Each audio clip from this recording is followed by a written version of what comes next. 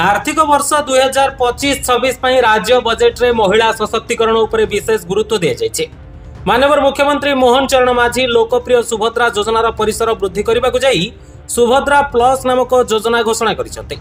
ए योजना पई 10,145 कोटी टंकार व्यय बराद करा जायछि। तबे सुभद्रा योजना पर महिला मानक पई सुभद्रा शक्ति मेलार आयोजन करिसेंती राज्य सरकार। आज आरंभ होई मार्च 2 जाए अर्थात 9 दिन धरी चलिबो सुभद्रा शक्ति मेला 2025। एने उपमुख्यमंत्री प्रभाती परिड़ा सूचना दैछंती जे राज्यर विभिन्न प्रांतरु स्वयं सहायिका गोष्ठी और उत्पादक गोष्ठी मानक द्वारा प्रदत्त सामग्रीर प्रदर्शनी और बिक्री हेबा। मार्च 2 जाए अर्थात 9 दिन धरी चलिबो ए प्रदर्शनी।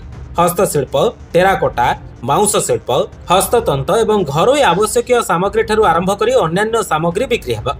या सहित मिलेट भित्तिक खाद्य सह महिला मानकर हाथ तैयारी खाद्य पदार्थ खाइबाकू मिलिबो एही मेलारे। यह सहित यह मेलार मुख्य उद्देश्य हेउछि राज्यव्यापी महिला माने अंशग्रहण करिबा एवं सेमानक द्वारा तैयारी होइतिबा समस्त सामग्री समस्तक निकटरे पहुंचाइबा। Bureau report, live live Odia.